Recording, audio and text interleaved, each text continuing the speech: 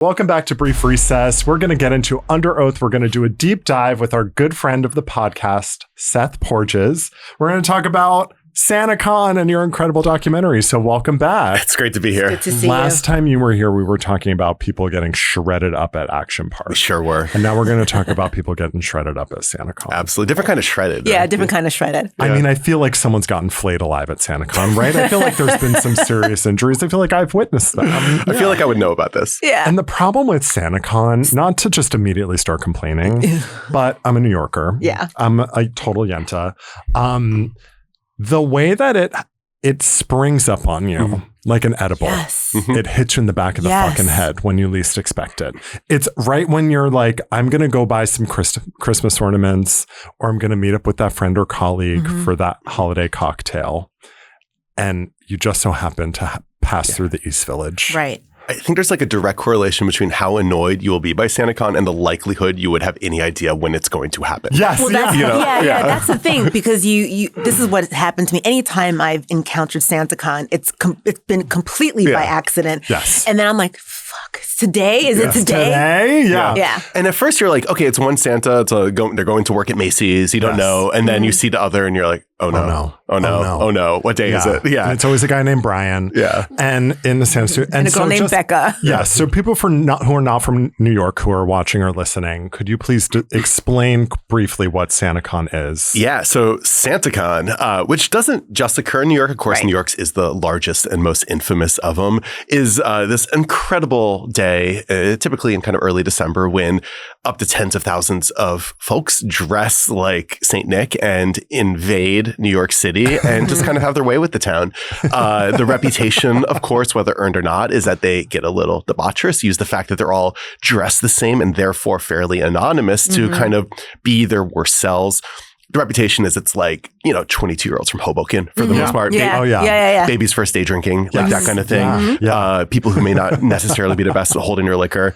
But that's not what it always was. And that's what's so fascinating to me about the whole story. Yeah, it really has. I mean, I watched the documentary this weekend. And so do you want to give a little plug for the documentary, sort of tell us about it? Yeah. So I just made a movie called SantaCon. You can check out some of it at SantaCon.com about the secret history of SantaCon, the most hated holiday in the world, which began as this very, very, very different thing. And it was like this Frankenstein story where these guys created this thing, totally lost control of it, disowned it, and had to watch it mutate into whatever it is today. It is one of those things where, it is a Frankenstein monster, right? And watching the documentary, it starts out as sort of this like riot girl, anti-establishment, protesty kind of thing where it was like almost like a public art performance of like a group of 20 friends who are best friends, just having a blast, dressed like Santa, as a reaction to capitalism in the 90s, right? Of the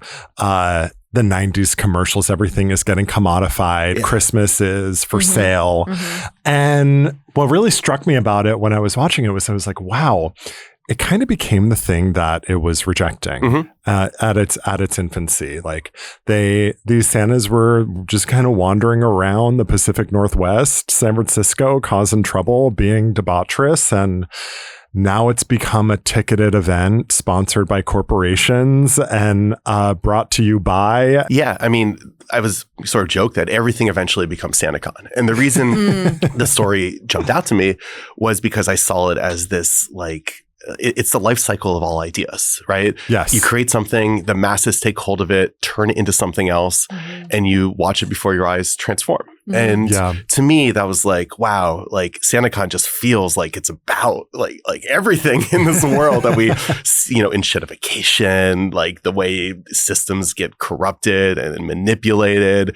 And I just couldn't stop thinking about this. It's like, my goodness, like SantaCon began as this one thing and it turned into something else. And then meeting the people who create SantaCon and then their very tortured relationship with what it become was so fascinating to me, because if I were them, and what my initial thought about what their response to modern SantaCon would be absolute disgust and maybe even anger at it. But that's actually not the case. And I think what their attitude is way more interesting and mature because, you know, we can see the things we love, maybe even the things we created, the world around us transform. Yeah. And what do? Do you just get really angry and yearn for days gone by and say, F this and burn it all down? Or do you say, all right, this thing isn't for me anymore. That's cool. I'm going to be over here doing something else cool. Yeah. And that was their attitude. I was so blown away by that because right now I think a lot of people just experience the world and they're like, I don't get this anymore.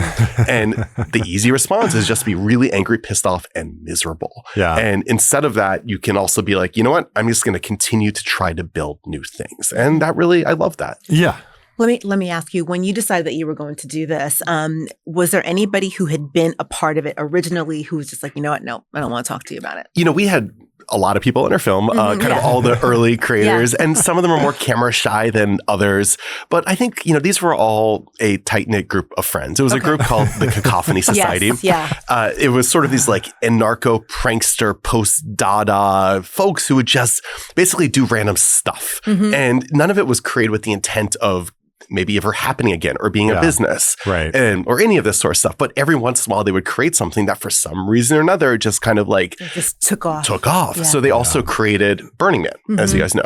Yeah. And a very similar trajectory happened at Burning Man as different types of people start to come to your event. Yep. The identity of the event changes for better or for worse. I'm not going to pass judgment on that over there.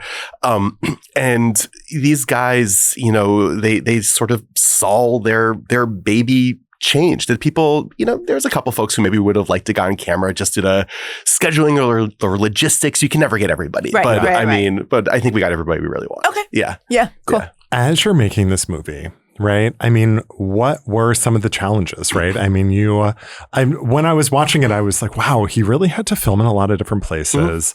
You attended SantaCon in New York. Oh, yeah. Before you were doing this, had you ever been a SantaCon participant? No, I mean, like you, I had stepped outside and then realized it was SantaCon. And I guess, like, in a way, you know, like street theater, the folks on the street are part of the performance, whether they like it or not, right? Yeah. And your reaction is part of it. You're right. Yeah. And honestly, that's like a big thing that really drew me in about the archival footage of the early SantaCons wasn't that the Santas themselves were necessarily acting that different. They're always a little naughty, you know? It's the people around them because nobody had ever seen this before. Right. And so their faces have this like sense of joy and wonder. They were much more amused and sort of excited about it. And I feel like if you were to do it now. Yeah. I've seen this. The joke is old. I've seen this before. The joke is old, but it's not just the joke is old, but also like, oh, this is just going to be disgusting. I would not think we know what this is and we don't like what this is. Exactly. Yeah. Exactly. Yeah. And so, you know, making this film, what really made the film possible was this archival footage. You know, this movie started because I ran into my old friend Scott Beal at a bar, like December 2021 maybe, and somehow SantaCon comes up and he kind of looked bummed out. I'm like, what's up? And he's like, yeah, SantaCon is coming up. I'm like, I know, it's the worst. Going to lock myself up that day. And he's like, nah, Seth, you don't get it. I was there when my friends and I started this thing and what it's become, I just can't wrap my heads around it. And I know this guy for like more than a decade. I'm like, pause, rewind. What are you talking about? Wow. And he started telling me how he and his friends had started SantaCon, had also been involved with Burning Man's creation and how this group, the Cacophony Society, was also the real life inspiration for Fight Club and Project Mayhem. Yeah. And I was like, wait, this is crazy. All of these cultural touch points, the same people. And then he said the thing that like really blew my mind, which is that he personally had video recorded several of the early years. Oh my goodness. And he offered to show me this footage. Wow. And it really was like the entirety of the early SantaCon years from beginning to end come to life. And it was so immersive and transportive. And I felt like I was traveling back in time to the 1990s. Yeah. Nobody's got their cell pphones out, right? It was very cool. That footage, really was super cool. I mean, if you haven't seen it and it's going to be premiering I mean, so we've been playing it at film festivals, still figuring out wider distribution. Hopefully it'll be out in a place the world can see it this next Christmas. I got a chance to watch it thanks to Seth, but it's the archival footage really makes it, right? You get to see.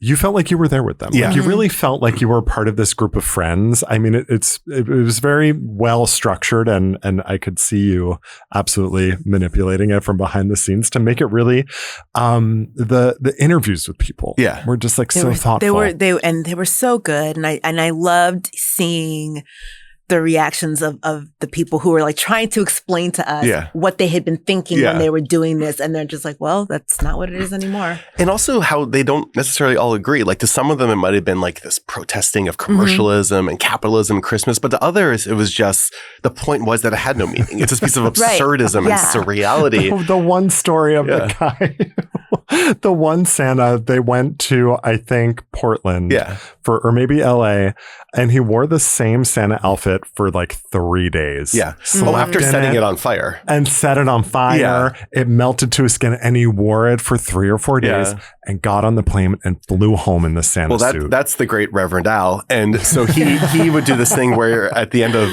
Portland in 1996, he stood on stage at this event and he just basically says, I'm so filled with Christmas spirit that I just might explode. And then he sets up a bunch of cheap firecrackers in his Santa suit. And the whole thing just like goes ablaze in this indoor venue, all caught on tape. I really need to stay away from cheap Chinese produced suits that are made out of plastics. And it just melted to his skin. And he just flies back to LA with this Santa suit melted to his skin because why not? And then there's this one other gentleman in it who was a postal worker. Oh yeah. Yeah. He was my favorite, I think. Yeah. Like the dog's barking because I'm laughing so loud. My husband's in the other room confused about what's going on. And there is a postal worker who in the 90s, for those of you who don't know, postal workers were a series of mass murders. Yeah. Series of mass murders. And that's where the term going postal comes from. I feel like a lot, it's so funny to me. Like they were shootings in the 90s. Yeah. And so this guy was a postal worker and he seemed to be... he reveled in the reputation. Yeah. Yes. Yeah. He really leaned into it. And would go to his boss and be like, don't make me go postal. Don't make me shoot you. Yeah, don't make me go postal. I'm going to go postal. I'm going to go crazy. And he's just walking around with giant guns. He started camp at Burning Man called the Disgruntled Postal Workers Union, where they all wear their uniforms and walk around with guns. And he just kind of leaned into the iconography, which I think he said like, there's a certain amount of fear that he translated as respect. And in the film, you have footage of him at like a shooting range. Yeah. Yes. Like a bunch of other guys in Santa suits. They wouldn't fire him from the goddamn postal service because they're afraid he was going to come back and kill everybody. Oh my goodness, I was dying during that. But I cried during your documentary. I literally cried at the SantaCon movie because it ended up being like a really heartfelt, touching story about friendship and friends throughout the decades. And I was like booking you to come on this show to talk with me and my best friend for 1,000,000 years. And it was just like very touching. Like you really brought a full circle around to this group of friends and what they started. And I think it could have quickly become a capitalism is bad. And like, these are the pitfalls of capitalism and how it sort of gobbles up everything and like attacks everything that's pure. But, I think that's like a really obvious read. Like, I don't think you need to tell us that. And I think it ended up being, not to like spoil it for people, but there was this really shocking, surprising, emotional thread through it that, not to do any spoilers, but that was really unexpected for me. I appreciate that. Yeah. So, was that surprising for you as well? Oh my goodness. Yeah. Okay. I mean, something happened during filming that we didn't expect that sort of played out. And it's a movie that largely takes place in the 90s. And we weren't really even thinking about like present day plot developments. But something happened to one of our main characters that really recontextualized everything and allowed us, I think, really make the movie about something different. It was kind of amazing, and we're really glad we were able to capture that on tape. But as a documentary filmmaker, you have to be ready for that, right? Yes. Like, and being open to it is what's going to make the film great rather than good. And just taking that and using that as a part of the story just like really drove it forward in a new direction. You have to be ready for that kind of stuff. And you also have to be, cognizant about whatever emotions might be out there and how raw they might be for people involved, you know, because it's always a fine line about wanting to capture things without putting people out there in a way that maybe later they won't love or feel comfortable with. Yeah. I mean, this is like a more fun example, but there was someone who was not on camera in this documentary who was talking about sleeping with a guy in a Santa suit. And she just wanted to be in voiceover. She did not want to be shown on camera. Anonymous Santa. She wanted to tell her story, but not sort of be the story. Yeah. And I'm willing to go on the record today and say that it was me. Yes. So I knew it. Not even there. It's like we can put the name down and it's not like you know who they are. Right. It's way funnier if you just say anonymous Santa, you know? And there were like so many little things that just were like they just sort of were so funny, just like super amusing. Like I can't remember the guy's name who shaved his beard. John Law. Yeah. And so you were like, it's him, shaved beard. Like we did more than one interview with him, and in the first interview, he looks like Santa, has this big beard, and then we interview him again, and there's no beard, and I'm showing the footage people, and people are like, "Wait, that's the same guy?" Yeah. Like you literally can't tell, and then they get to end the movie, and you're like, "I just realized that was the same guy." And he's like one of our main characters. Right. So we had the label like, "Yeah, it's the same guy. He shaved his beard." Like, but it makes it funnier. Do you know what I mean? Yeah. It's a little bit of attitude, kind of sprinkling in. So we brought you on the show. I was like, we got to get Seth because SantaCon was in the headlines last week. SantaCon's in the news. Mm-hmm. And it's April. It is. It's not Christmas.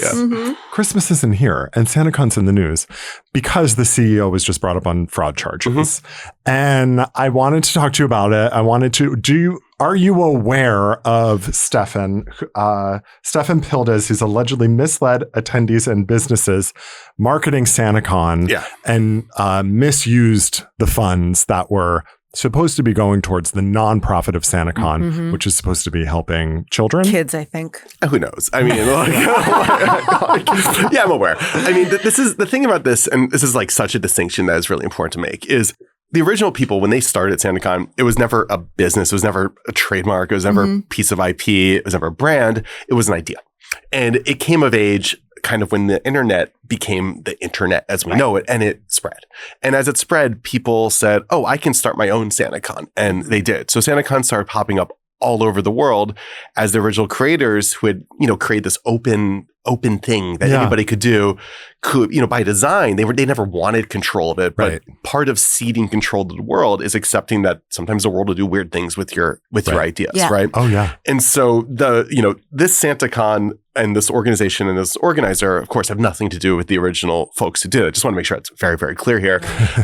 And so this is about the New York City SantaCon, which is again the biggest, the most infamous, the largest, what most people think of when they think of SantaCon. Right. And the headlines, in the press release coming from the FBI, which I guess this is the biggest thing they have to worry about these days for some reason, is like, he this guy allegedly created some like shell companies and was funneling some money. But the thing that I was on some really funny texts with some of the original Santas after this happened. They had some really fun emojis to send me after this. A lot of the arms up in the air, like what the F kind of emojis going on. And one of them texted me something which is like super true, which is like, there's a lot of scammy nonprofits out there. Oh, yeah. A ton. You don't need to create shell companies and funnel money around. Just pay yourself a giant salary like most of them do. Yeah. And the thing that's like weird is like, all right, I don't know what this guy did or didn't do. I actually don't know him personally. I'm not going to like accuse him of anything. But if these allegations are true, it's like, come on, dude, just do what every other scammy nonprofit does and pay yourself a giant salary. Yeah. You don't need to go through all these machinations. Yeah, exactly. Yeah. And I thought the same thing when I saw that. I was like, this is just such a splashy headline. Yeah. This wasn't even malfeasance of an extraordinary degree. It's like $1 million. It's all true. Yeah. Right, exactly. Yeah. Which, I mean, honestly, the person power that it took to investigate this at the FBI must have been extraordinary. It's like, and we're making no judgments about the FBI's priorities right now. None. Right, Everything is great. Cash Patel is like rolled up on a float. Did he? I don't want to end up on a list by even talking about him, but I'm already on it. So you tell me what you want me to say. What's the over-under on him having gone to SantaCon? Oh my God. In the past 3 years. Oh, honey.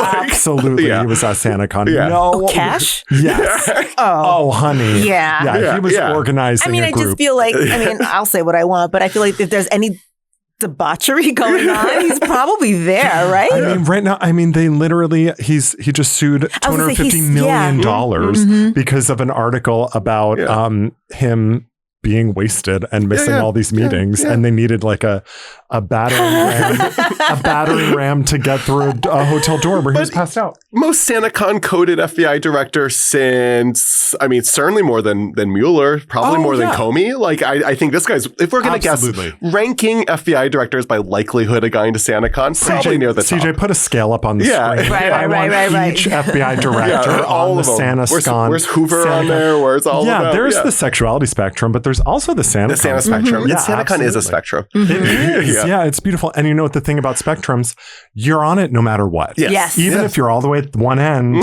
of zero, you're still part of the spectrum. Yeah. So, and that's what's beautiful about society, really. Yeah. It's the fabric of society, and it's a beautiful... The red side of the Santa rainbow, you know? And that fabric is sometimes synthetic red materials. And will go up in flames. It'll just melt on your body. And someone who has been there with that level of alcohol intoxication myself, it's okay. It's fine. It's fine. It's fine. It's okay. Is it? I've never been to SantaCon, but I have partied like that in my life. It's great.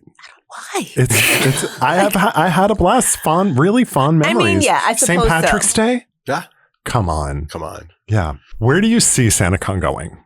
As our resident expert on SantaCon, like what's next for SantaCon? Well, right. Every year, it's become. I do feel like, at least as someone deep in his 30s, it is becoming. Damn, you're 40. It is becoming a little Song of Ice and Fire, where we have like the two worlds colliding of the 20-year-olds from Hoboken determined to piss themselves and get in a fight. And then we have like the 30-something-year-olds who have kids who are trying to just like get through December alive.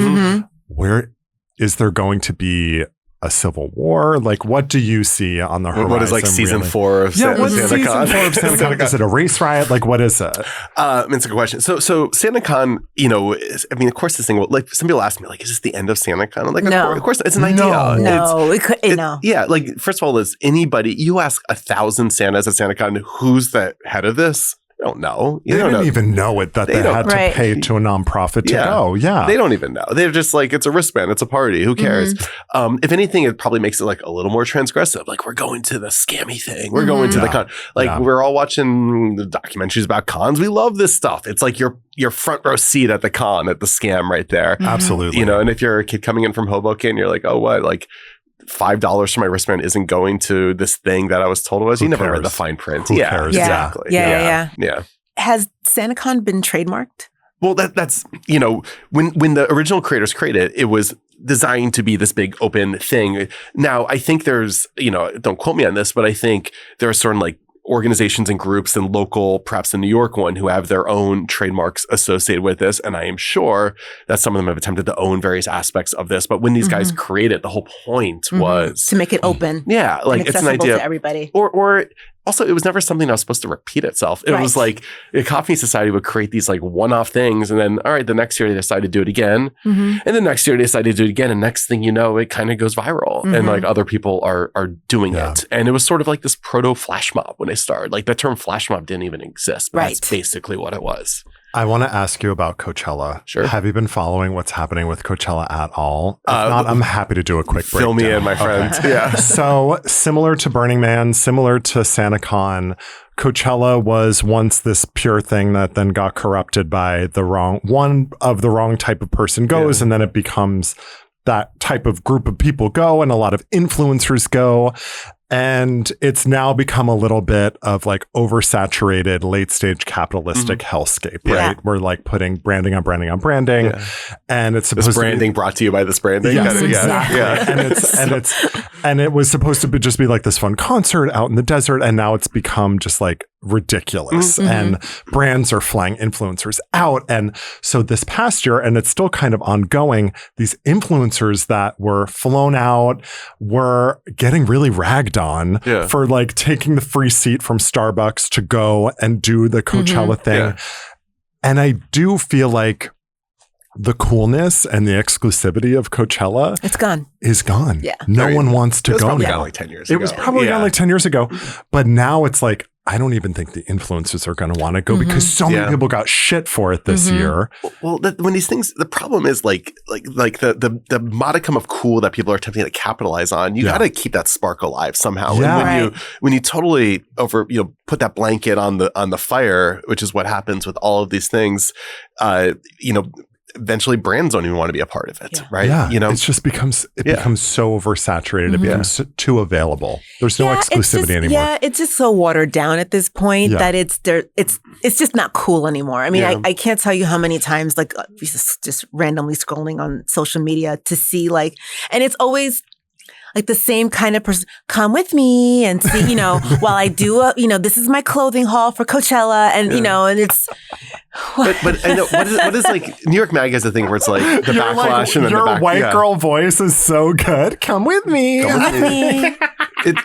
New York Magazine does the thing where it's like the backlash and then the backlash to the backlash. And I think we're in like the backlash era of Coachella, and maybe in a couple of years there'll be the backlash to the backlash, and it becomes so uncool, it becomes cool again. But I also think the reason why SantaCon has been impervious to that uncool cancellation is because to go is kind of cringe. Yeah, like to do this is kind of cringe. The concept of it is you're already going in without any self-consciousness. People are going to Coachella because they want to look cool. Yeah. Yes. They want to be like, oh my God. And same with Burning Man, where they're like painting their faces. They kind of want to appear like a badass. It also costs a lot of money to go to Coachella. Yes. And SantaCon, you can get a Santa suit for like $15 on Amazon and a PATH train ride from Hoboken, you're set. Exactly. Exactly. Like it is still, and it does kind of hold that thread of the original concept, which is like there is this anarchistic sort of element to it. I will say like the folks involved with the modern SantaCon who I did deal with were all awesome and like super nice. And a lot of them were kind of people who've been there for a long time and, were just like kind of resilient in their desire to have fun, understanding that the world is endlessly shitting on what they do. And I got to give props to people who are like, we're going to do this thing no matter what the late night comics say, no matter what Weekend Update says about us, no matter what, they know everybody hates SantaCon. Right. And to still do it, it's like, it's kind of cool. I think that we do that. People have always said that about my podcasting career. Yeah. And it is something that makes me feel a strong affinity for SantaCon. Yeah. Could you tell us maybe some of the most horrific, debaucherous things that you uncovered about SantaCon, stories maybe from the past, present, future SantaCons? Yeah. I mean, the real joy of making this film was going through all this archival footage from the early SantaCons in the 90s. And the bulk of the film takes place in these 4 years, 95 through 98, in 4 different cities, as the original creators start SantaCon in San Francisco and then bring it to other cities 1 year at a time. In each city, like the Johnny Appleseeds of mayhem, spreading it across the land. So they go from San Francisco to Portland to LA, end up in New York in 98. And that's kind of the last year a lot of the original creators went, was 98 in New York. But by then, that was the first year it was in New York. And then by then, it just sort of was spreading, had a life of its own. But some of the stuff we caught on camera, which you saw in the film, I'm like watching the footage. I'm like, wait, what was that? Like they're just walking on Fifth Avenue and they run into Michael Moore for some reason. And Michael Moore thinks they're protesting consumerism and Christmas and starts leading them in these like anti-capitalist Christmas carols that he's like improvising on the spot. And it's hilarious and yes, kind of cringe and kind of beautiful and amazing. Where's Michael Moore? Yeah, it's like just Michael Moore just manifests for some reason. It's like you say his name 4 times in 1998. That was what he was like. Yeah. And it's like that's Michael Moore. And then the 1998 New York sequence, the very first year it was in New York, it kind of culminates with several of the Santas, including our main character, John, climbing the Brooklyn Bridge as Santa, like with the shadow of the World Trade Center behind him in this death-defying stunt that it's like, I don't know what the statute of limitations is on climbing the Brooklyn Bridge, but he had no problem talking about it. It's over. Yeah. It's over. Okay, good. As a legal expert. It's definitely not 30 years. No, yeah. So it's good. It's pre 9/11. You could do whatever you want back then. Well, thank you for coming on the show and talking to us about SantaCon.